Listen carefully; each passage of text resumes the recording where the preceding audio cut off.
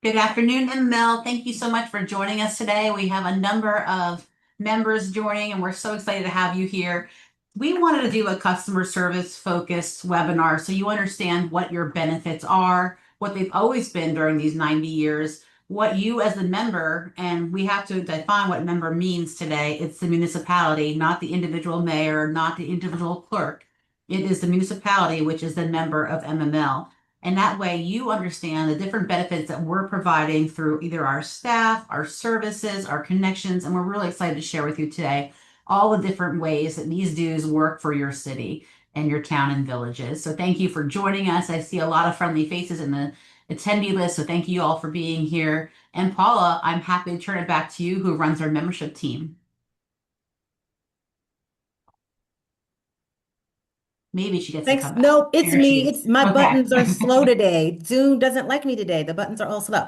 So thanks, Teresa. And thank you all for joining us. These lunch and learns are a great way for you all to kind of catch up on some of the things going on in the league and some of our initiatives. D, next slide. So specifically, why are we here today? I noticed that a good number of those of you who are registered are actually longtime veterans, those who are probably really very familiar with league resources already. So I actually like that I see you here because this is going to be, I think, one of those resets where we kind of help you understand your benefits and your connection to the league. So our objectives today are going to be to highlight the why. Why does MML exist? Why, does it matter to you that you are a member and, what those benefits are? And then meeting the people who are kind of the head of the teams that are helping to execute those initiatives. So one of the things that some of you may not know about me is that I used to work for the city of Annapolis. And when I did, I had no idea who MML was. Now, I worked for the Department of Transportation, and that could be in large part why I wasn't familiar. There is not really, a real counterpart in MML for transit. So that could be it. But it was very odd because I did know our county counterpart because that name would come up a lot. So this is really essential that we really make sure that staff and elected officials understand what the league is and what the league does. Next slide, D. Who you're going to hear from today are myself, Felicia Banuelos, and Bill George. We also have a good number of MML team members, primarily from the leadership development team, who are in here. They're in the chat. They can answer your questions. They'll drop in any type of links if there are relevant links. So you have a full service staff in here today, hopefully to get your questions answered if you have any. Next slide. So I mentioned to you that when I was a city staff member myself, that I was not familiar with MML. And what I think that is important to note is that, after a while you become used to the name, you know the name, but you're still not sure what it is as an organization. And MML is a member association. So our member association is the National League of Cities as it relates to us being a state league, but then we also are a member of the Association for Association Executives, ASAE. So I'm very curious for those who are in the building with us. We're going to do a quick poll because I'm very curious, where you all belong. How many of you actually belong to a member organization outside of MML? That's something like a sorority, a fraternity. Also, city managers have, ICMA, you have all types of organizations. So I'm just curious, how many of you are active in your member organization beyond MML? All right, I see the numbers coming in. See the numbers coming in. Let's go.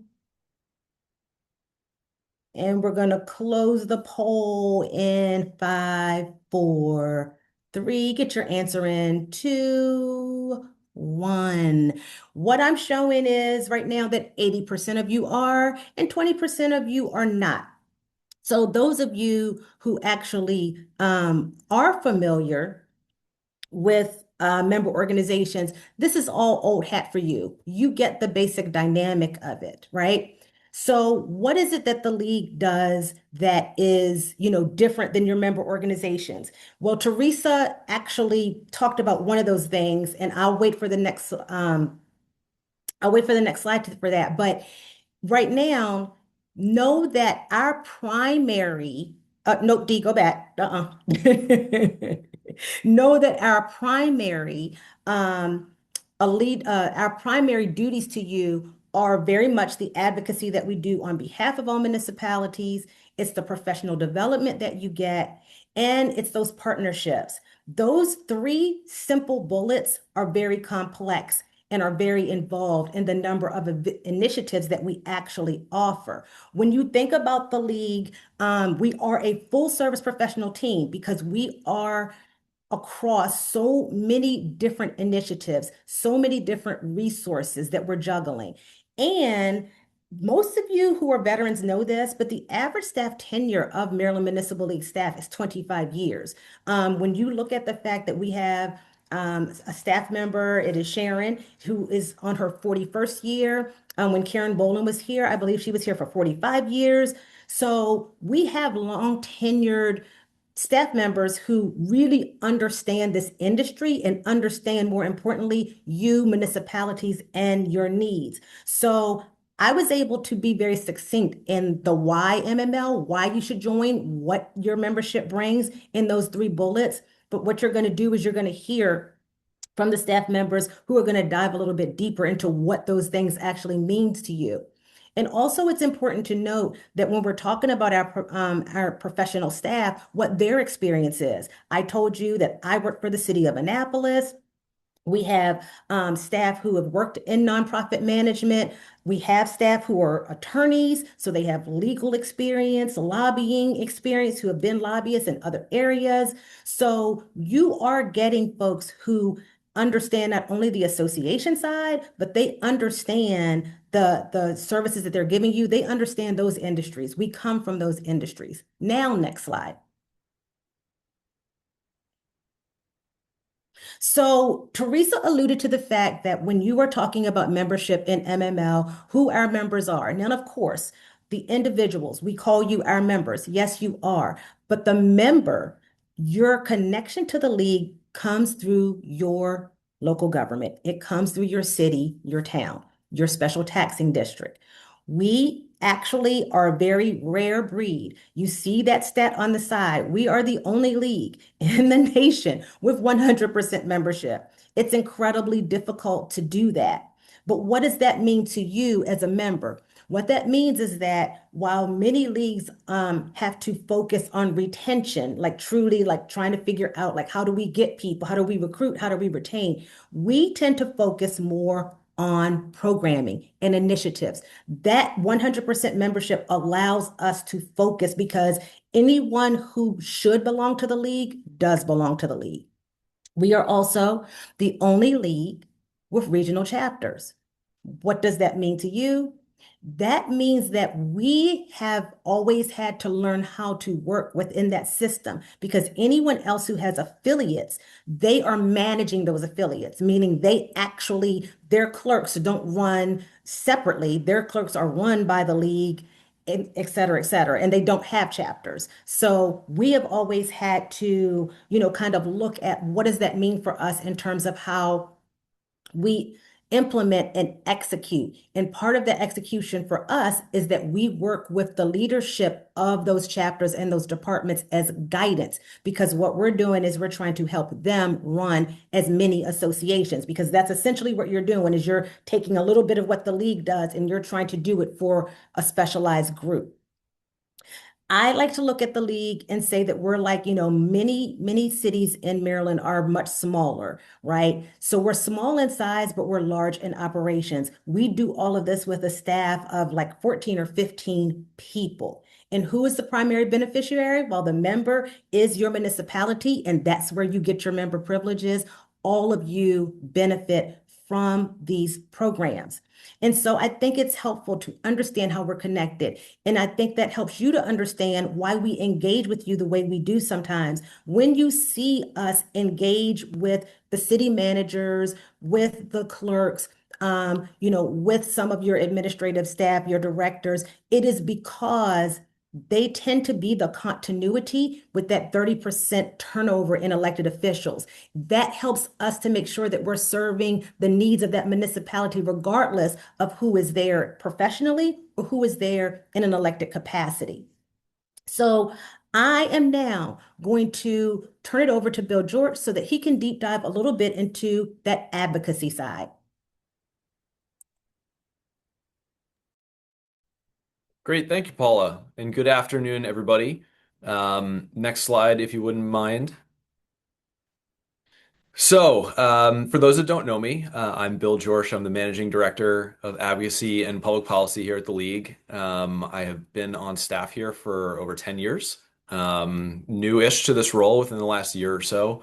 Advocacy and Public Policy has was born out of combining essentially two functions within the League, which I'll get to in a little bit. So they all kind of fall under this advocacy and public policy umbrella. We'll start with the first bullet point and talk about a little bit about our advocacy work. We have five full-time staff people plus Teresa who do advocacy work on behalf of the League and by extension all of our members.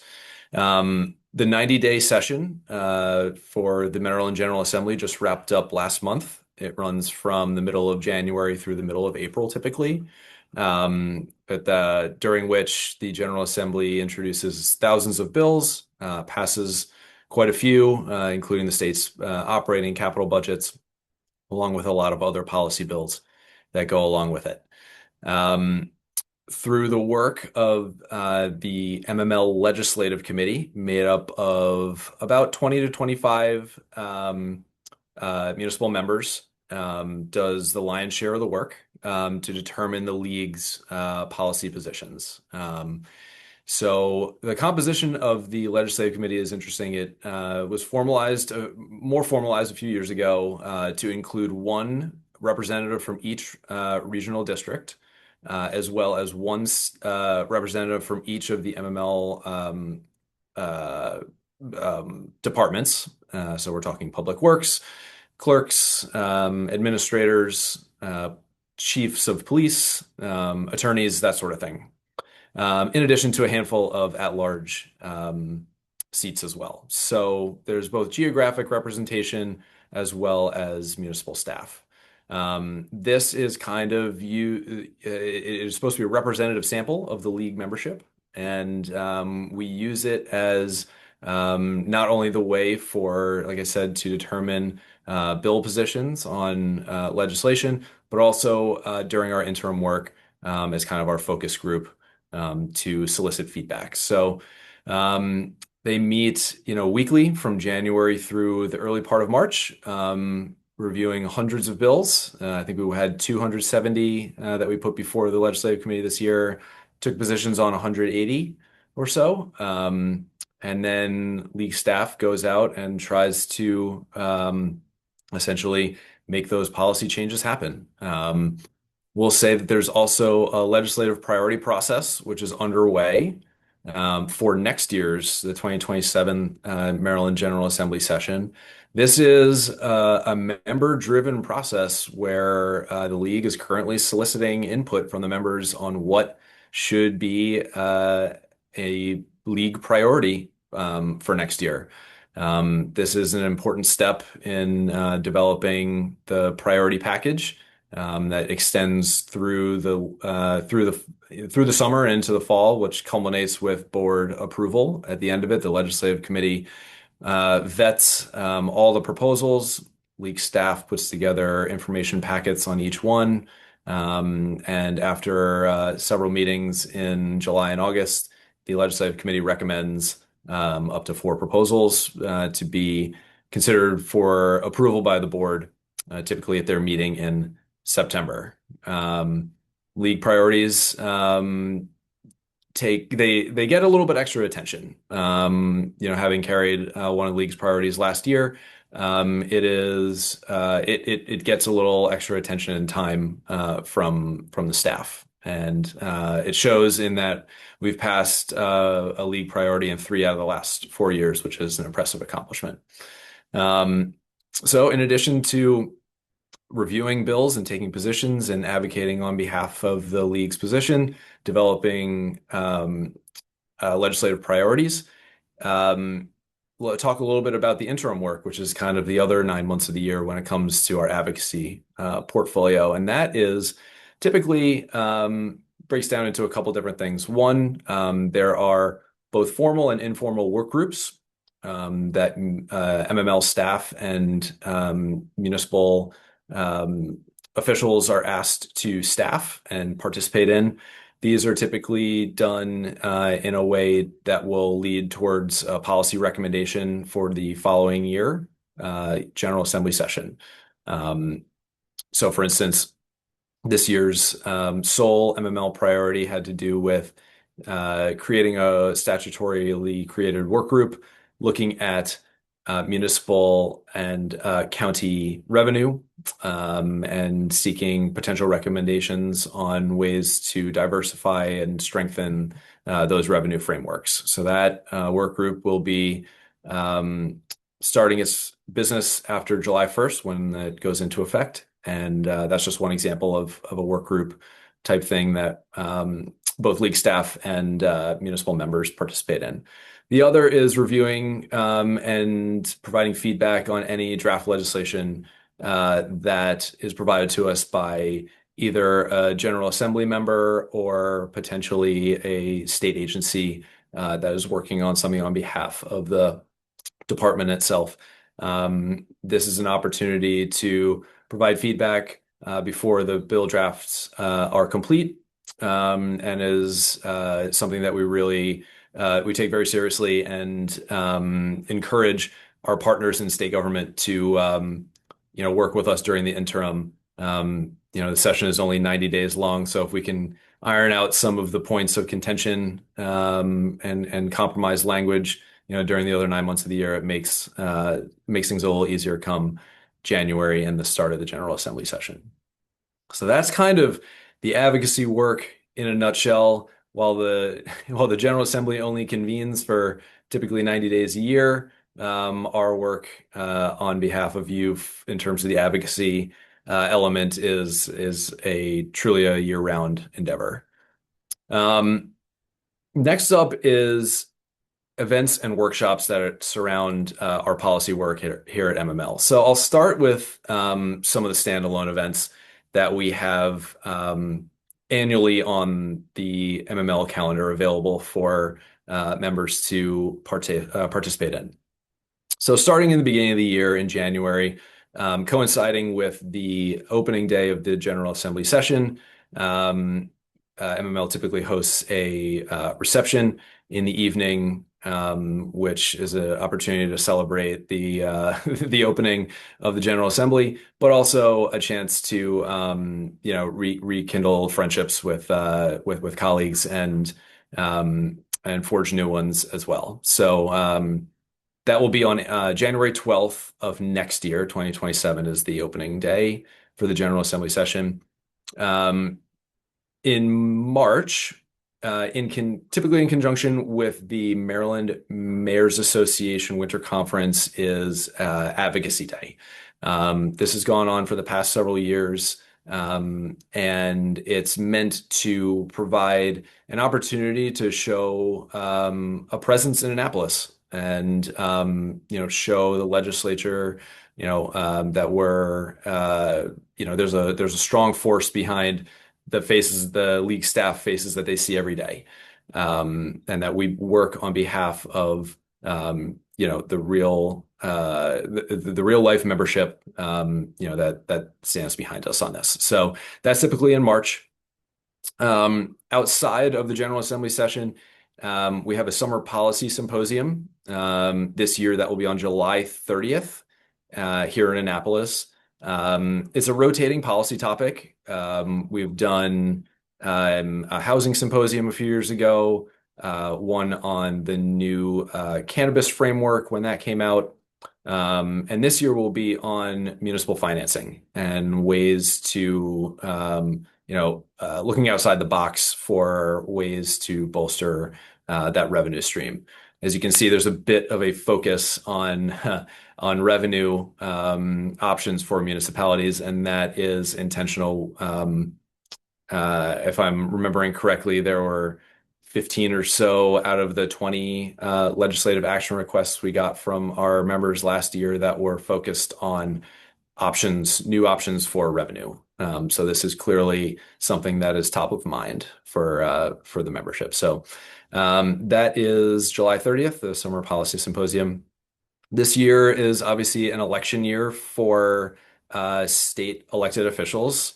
So in October, on October 8th, the plan is to have a municipal town hall, which will feature candidates for the constitutional officers to speak to the municipal membership. That will also be held here in Annapolis.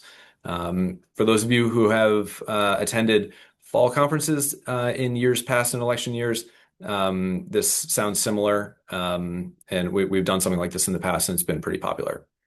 Lastly is the State of the Municipality, another event that was created a few years ago. This is typically held in early December. This year, it will actually be held in conjunction with our leadership conference, which is December 2nd through 4th in Baltimore.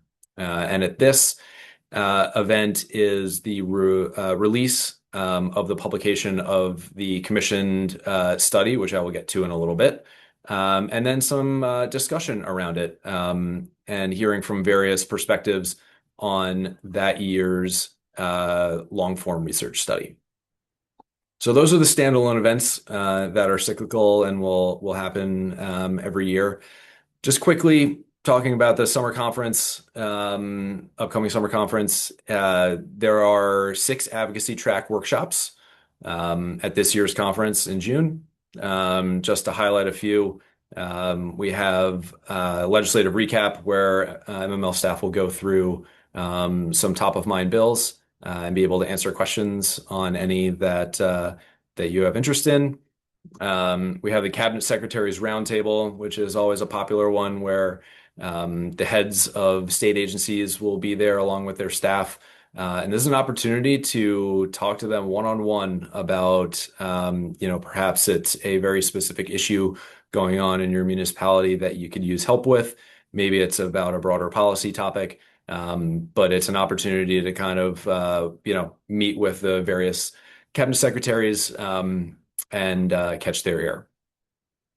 And then two fun new legislative focus workshops. One is Shark Tank. We've done this for a few years now. This is based off of the hit television show Shark Tank, where municipal members pitch ideas to a panel of legislators and gubernatorial administration officials and hear real life feedback on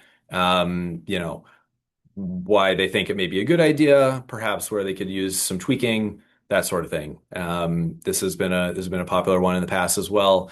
And a new workshop for this year is based on the YouTube sensation Hot Ones, where a host speaks with on the YouTube channel. It's usually with a celebrity. Our celebrities will be a mixed bag of MML staff and legislators and other policy folks talking about top of mind issues. This is going to be a little bit more informal, and yes, we will be eating hot wings along with it of varying hotness levels. So we say come for the policy, stay for the chaos. So that should be a fun one as well. Last thing for me is the research services. So this is kind of where we're pulling in that other aspect of MML services, and kind of breaks down into 2 different categories. One, as I mentioned earlier, is an annual commission study. We've done this. We're in year 4 of this now on a different policy topic. We've covered 2 fiscal and economic studies commissioning with an outside private firm. And last year, partnering with the University of Baltimore, we talked more about the services that are offered by municipalities and some of the costs that are associated with having those day-to-day services provided by the municipality. This year, we're working with a new group, the Maryland Center on Economic Policy, to look at this will be kind of run in parallel with the work group on municipal and county revenue structures that I mentioned earlier. Hoping that this research study will prove to be a data point used by the statutorily created work group as they look into recommendations for the 2027 General Assembly session. So that work has already kicked off, and we have another follow-up meeting next week with that group. So that is off and running. Lastly is day-to-day questions, inquiries. This is something that has been offered as long as I've been here and even predates me. These are questions that go towards the core of what you do. We are here to serve as a resource. And if we don't know the answer, we'll either find it for you or put you in touch with the right person at a state agency, or whoever is best to answer that question. It can be submitted via email, via telephone call, MD Community. We have all sorts of options for asking questions, and more than happy to get back to you on those.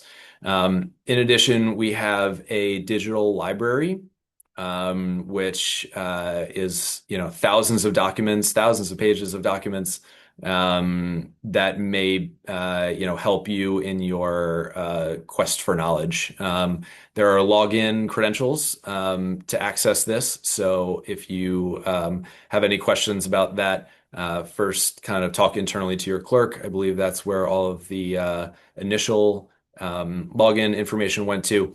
If there's any question, you can always reach out to me. I'm more than happy to help you out with logins for that digital library aspect. So that's kind of the research element, and wraps up my portion of the presentation. Happy to answer any questions. I'm jumping in with a question for you, Mr. Bill. Oh, sure. A fantastic job. Mayor Benitez has asked a really important question. How does she see an old LAR so they know how to frame it or submit it? Is there a way that you or Iris can send that out or have it somewhere? Absolutely. Yeah, we have we save and record every LAR submission that we receive, both what is submitted to us on the LAR legislative action request form, and then as I mentioned, every LAR that's submitted, then a staff person writes up a background document on it for the legislative committee. So I am more than happy to share one from the recent past, and kind of what the submission looks like. The form asks for, I want to say it's about 2 pages long. It asks for, what the problem is. Is there a way to solve it without legislative action? Is this broadly applicable to the whole membership, or is it more regionally focused? And then we do ask for the governing body of the municipality to approve of the LAR at a council or commission meeting. We ask for this because that way it's on behalf of the member municipality, and not just a single person in that municipality speaking on behalf of the whole city. So yeah, the deadline to submit that is the end of the month, is to submit the form, but then we give you an extra month until the end of June to get the council approval. Stay on, Bill. I just wanted to emphasize that, for all of the great information that Bill shared, what I wanted to tie in is the reality that, of course, when it comes to the MGA and things that happen there, they impact all municipalities, whether you're a member or not. But what Bill was focused on was the fact that through the LAR process, through these standalone events, it's the amount of say that you get as a member, where you actually get a voice in some of those things. So again, tying it back to why MML, that's exactly why. Thanks, Perfect. Thank you, Bill. Paula. Next we have Felicia. Come on up. Talk about how we're saving folks money through these partnerships. Absolutely. Thank you so much, Paula. Again, welcome everyone. My name is Felicia Banuelos, and I'm the Director of Community Engagement and Executive Operations. I've been here with the League for 7 years, and prior to coming to the Maryland Municipal League, I actually worked for one of our municipalities for 7 years in different capacities. So I've seen what you all seen. I've dealt with the issues that you all have dealt with. So at any point in time, if we can assist, please feel free to reach out. But today specifically, I wanted to talk about our community partners to start off with. They are one of the league's strengths, as our community partners are more than sponsors. They are invested supporters who continue to show up, engage, and genuinely care about the success of Maryland's municipalities. In 2026, we are proud to have 26 dedicated community partners and a waiting list, I will mention, representing expertise in everything from IT service and infrastructure to healthcare benefits, financial services, and community engagement. But what makes these partnerships so meaningful, it's not just the services that they provide, it's the relationships that they build. Many of these partners make themselves available to simply answer your questions, provide you guidance, and serve as a trusted resource for members whenever they are in need. Their investment in the league also helps offset the costs associated with events and programming, allowing us to continue delivering valuable opportunities to our members at accessible rates. So, with that being said, at any point in time, if you all need to reach out to an expert, we have those experts on hand. Multiple times they have told us if it's just a question, please feel free to reach out to them. So, they are at your disposal as a community partner. Our members also benefit from trusted partnerships that directly support local governments and their employees. One example is Local Government Insurance Trust, which you all know as Legit, whose coverage is specifically designed for Maryland local government risks. Legit operates with municipalities at the center of every decision. Their rates are structured to meet projected claims and expenses, and when funds are not needed, these dollars are actually returned to members through lower rates or lower feature fees and enhanced services. In addition to Legit, members have access to valuable resources through Chesapeake Employers Insurance Company, or Benecon, also known as Legit Health, further strengthening support system for municipalities across the state. Many of our community partners also go above and beyond by hosting educational webinars throughout the year. Most recently, we had one with Cigna, Benecon, and Legit Health. These sessions help municipal leaders stay informed on legislative changes, industry trends, emergency challenges, available programs, also while creating opportunities to ask questions directly to these experts. But more importantly, they help build lasting relationships and trusted points of contacts so that when a challenge does arise in your municipality, you know where to go and you're not facing it alone. And then finally, most recently, the league began offering direct membership to the National League of Cities for municipalities with populations under 20,000. This creates meaningful savings for municipal budgets while opening the door to even more national resources, conferences, webinars, networking opportunities, and educational programming. Our partnership with the National League of Cities strengthens the work happening here in Maryland while conducting our members to municipal leaders and innovative ideas from across the country. So we'll go ahead to the next slide, Dee. Thank you. While you might realize that the League is known for signature events like the Summer Conference and the Excellence in Leadership Conference, our work doesn't begin and end there. The League is committed to supporting members year-round through intentional programming designed to educate, inform, and connect municipal leaders at every level. Members have access to MD Community, which is our members-only platform that allows officials to connect directly with colleagues and league staff across the state. It provides a place to ask questions, exchange ideas, share solutions, and lean on one another through both challenges and successes. Our MML app also keeps members connected year-round with updates, events, and important resources right at your fingertips.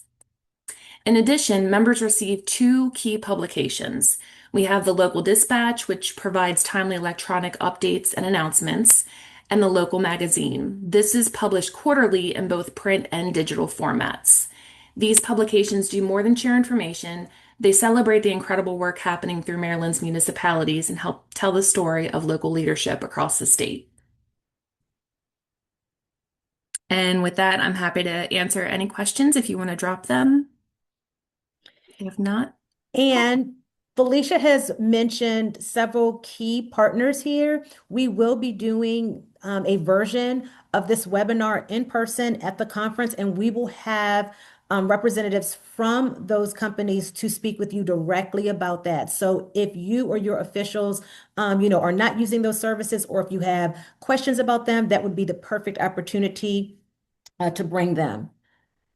If there are no questions, then we're going to move to the next slide. Thank you, Felicia. And we're going to wrap this up talking about what I think a lot of people probably know the league best for outside of its advocacy, and that's our leadership development. And leadership development for us revolves primarily around our 2 large conferences where you see we're usually doing 80+ education sessions. Now, again, anyone can come to our conference. It is a registration fee-based event, and anyone who has an interest in Maryland's municipalities could come. That's nonprofits, that would be individual private citizens. The benefit of membership are the membership rates. One of the things that Felicia indicated was that a lot of our partnerships are what helps us to keep our registration fees low for the members. We have not raised membership fees in over 4 years at this point for our large conferences. And that is often in part because of our partnerships. Now, we can't promise that because things are, expensive. But what you are getting at those conferences at that lower rate, at that member rate, are sessions and workshops that are specifically curated and customized for the municipal official. At this point, MML has no competitor when it comes to that professional development. We are the only organization that sources our workshops with you in mind, for you, about initiatives that matter to you and your residents. And with those large conferences also comes the Expo Hall, where you get direct access to hundreds of companies that are interested in investing in municipalities. These are people who, with one connection, could help you save money, or could help to provide a blueprint to a new program, or to a strategic problem that you're having. So you're getting that access upfront and personal for several days during our trade shows, where you're able to make those connections. I know that trade shows sometimes for people are, look, I don't feel like talking to this person, or I don't feel like doing this or that, but this is the time to do it. This is the time to gather those business cards, because you may not need the service today, but you might need it tomorrow. And here you have a one-stop shop where you can access a lot of that information. You'll notice that over the last few years, we've offered what we call snap sessions in the expo stage. And those are specifically highlighting, an actual case study, an actual solution that someone has used, to their favor. So our large conferences are connecting you to or businesses, organizations, information. That's also where we have the advocacy track, where those sessions are specifically designed to put you in contact with delegates and senators and members of the governor's administration that they can hear your problems directly. And you just have this atmosphere where you're able to talk about something that's important to you, but in an environment where it's a little less intense. We also, through leadership development, offer access to cost-effective facilitation services. Those are our consulting, like our council retreats. That has been a very popular initiative. We are essentially doing the same thing that you would call in a consultant for, but we know you. We know you all intimately. So being able to do that type of service with us is a plus. And we, are competitive with our rates, but we're going to be less expensive than an outside consultant. And what we have found is that most people really want these for like council commission retreats for goal setting. They've been very helpful. So when you all have that turnover, one of the first things, that might come to mind is how do I bring these council members up to speed? How do I help them understand what their, roles are when it comes to governance? And that's what these facilitation services are perfect for. So I know that quite a few people have gone through elections over this spring. So you might want to give Tom Reynolds, who is the person who manages that program and actually executes the retreats, give him a call because the calendar gets booked pretty quickly. Also, through our leadership development, we offer you those opportunities to connect regionally and through professional affiliates. As I said, as staff, we work closely with the executive leaders of those different affiliates, but they are there for you. They are connected to the league specifically because you already have that municipal commonality. And so we provide that. And we know that getting out from behind the desk, and connecting with other people, you start to learn that there are no new problems under the sun, that a lot of you are dealing with the same issues. You don't have to recreate the wheel. And that's why those connections are really important. Also helping you to stay tapped into best practices. And then we have things like our Lunch and Learn webinars, which we have been doing for the last 3 years, where we really try to hone in on particular initiatives to give you a mini deep dive, because I think one of the things that is very easy to do is to think that everybody already understands what the league does and understands all of our different resources. So this is that opportunity to step back, learn a little bit about it, and ask those questions of the staff. And then we have our volunteerism opportunities through committees. Committee submissions closed on April 30th, but just like Bill talked about the LAR priority, the LAR process and how that works, that's handled by the legislative committee. And then we have our engagement and outreach and our conference planning committees, who also play a large part E&O in our ambassador programs and CPC in both the summer and the leadership conference. And they're getting, to talk about the things that they think are going to be important to officials. And also they're serving as those who recognize municipalities for their award-winning programs, and also like our lifetime achievements. So those municipal officials who have given back over the many, many years. And so what we have here, from advocacy to leadership development, is a full service program. I'd like to ask Bill and Felicia and Teresa, if she's still on here, to come back on in case there are any questions that we could all answer in real time. We prefer for you to use the Q&A. That helps us to track it better, honestly, even if there's not a lot of chatter in the chat going on, and so that we don't miss it. Teresa, Well, any last words? yeah, while we do that, what I would like to say to our members is thank you to this team. There are 11 of us full time, and we are offering 3 times as much as we probably did 5 to 10 years ago. Well, especially 5 years ago. It's not COVID anymore, thank goodness. But we are a different organization. Our staff is moving at a fast pace. We are trying to keep up with membership, partnerships, trying to find the right value for all of you as your cities, and also professional development. I would say at this year's summer conference, we have CE training going on with clerks, I believe, are doing a CE training. So we are really trying to create a great environment for all of you. You have representation on every committee based on your district, where you are or what department you represent, just like our board. We were very intentional in making that be a smaller board for that specific area, legislative committee, whether it's engagement and outreach or conference planning. So we've had a great response. We have great leadership and grassroots folks jumping on and really wanting to be a part of it. So we do hope you consider joining. If you missed this year's deadline, joining for next year. We're just starting to get engaged in your own districts or your departments if you're not already. I do not see any open questions in this chat, but here we go. Please consider a subcommittee of HR professionals. I will let Paula take that one. I know there's a group that's meeting, right? So, okay, so we have had that request before. We have had a request for planners. We have had a request for economic development directors. So, what that says to me is that people understand the benefit of associating with the league. However, and this seems like an odd thing to say. However, what we have always encouraged people to do is if you want those type of groups, there's nothing stopping you from doing that. Once you do a formal affiliate, and the last time we added one was EMOD, that's the emergency management, and they were added because for a long time they had been a committee and they were an ad hoc committee but for like darn near 20 years. And people were like, okay, kind of can't be ad hoc if you're still existing. And the board chose to bring them on as an affiliate. However, it is very challenging to get approved as an affiliate because you have to prove that there's sustained interest.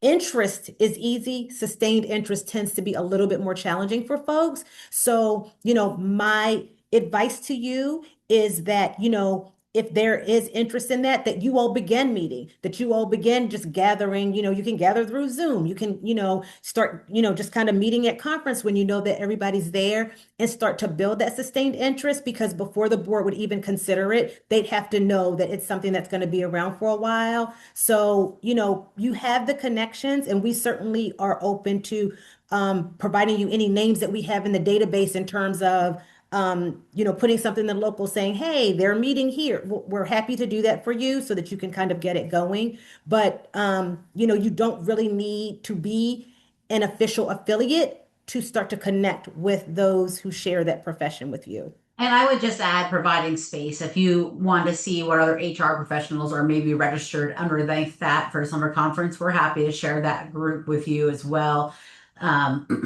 The other piece of it that Paula mentioned, board has to approve it. It's actually a bylaws change, and that takes 2/3 of every mayor in the state to vote in favor of it. So our bylaws were last changed in July of 2023 after a statewide bylaws task force appointed by then president. So we will certainly, I think, seeing the group meet together and grow and show that leadership, like it was HEPAC, correct? Hometown Emergency Preparedness. Is that what it was called? I believe it was before my time, so I apologize, everybody. I only been here 4 years. And we said, look, this is a great group. They're solid, been here for 20 years. Let's make this. Just a listserv, absolutely, Kathleen. I see your next question. I'm going to hand that off directly to Felicia on partners. Can MML help gather and provide contact information for MML partners? Yeah, absolutely. So we have a fantastic directory on our website that has our partners' information listed in there. Alongside that, we do showcase them in the magazines. You have all of the information right there at your disposal. And then, of course, at summer conference, we hope to see you all there. The first row that you walk into is considered partner place, and that's where all of our community partners are going to be lined up. We do have a couple more, that wanted end caps, but the majority of them are going to be in partner place. Right there conveniently in one spot. But if there is a specific partner that you're looking to reach out to after you see them in the directory, please reach out to me. I am more than happy to make that connection for you. And when your question about the listserv to organize this, so what we encourage because so our database, something that I didn't really cover in depth, but our database is based on each municipality having several key contacts. You're allowed two. Those key contacts are the people who are responsible for putting anybody who they want listed in the municipality. We don't require that everybody be listed. As you can imagine, that would mean a great deal of profiles for some people and a lot to keep up with. A lot of them tend to put in like key departments or department heads, etc. So we don't necessarily have all HR people. Like there is no guarantee, which is why what we encourage is that if you would like to do a call out to those folks, we can do that for you through an e-blast to the clerks and through the local dispatch, rather than give you that information. You build it yourself based on people who are opting in to the request. So if you would like for us to do that, we can put out a request for that information. Absolutely, and that's a great point. We can add that to our dispatch, frankly. And if anyone's interested in this type of group, please reach out to Kathleen or whomever would like to be reached out to. I'll share, in this age of AI and data, we are very particular about sharing any kind of data We do not provide lists. So a lot of conferences will sell your list to bring in sponsors. We don't do that. You're not getting your list sold. You'll get a lot of emails saying we've sold it, as Steve Lopes has learned and has banged his head against his computer several times in the last week, I'm sure. But we don't sell your list. And the only time we provide real lists are to that leadership of a department that is an affiliate in our group. The Maryland Mayor's Association is another. We go through their executive board, but we do not provide outside groups or even internal groups unless they're recognized by our bylaws, that kind of data. It all is public information at the end of the day as well. I do not see Kathleen, any if you more would, questions unless I if missed. you, if Kathleen wants to send an email, please send an email. Sharon, can you drop your email in there? Please send an email to Sharon. And if you want us to use your email, we will put something in the dispatch. Okay. Sorry, Teresa, I cut you off. I'm used to it. Okay. Mom with 3 boys, we get it. However else we can help you, please. Our team is always here to reach out. If you have a question, we're always more than willing to walk you through it. I know that if you go look at our MML YouTube, I believe Paul likes to call it, you'll see past webinars in there, inclusive of the legislative wrap up, which is a really good overview of which staff member handles which portfolio area, because we have made some changes there as we expanded that team. Because I'll be honest, 3,000 bills a session, 2 people can't do that. We've learned our lesson and we are doing our best to expand our work. But we're here to help all of you. Sharon put her email address in the chat as well. She is the air traffic controller in my mind of the Municipal League. If you have a question, Sharon will make sure you get to the right person to get the right answer from us. Paul, unless you have anything else, I think we're good to go. We'll give you back 8 minutes. I didn't think it'd take this long, but I'm proud of us. Good job, guys. Thank you to the MML team as always for your professionalism and being amazing supports for our member cities. Thanks, everybody.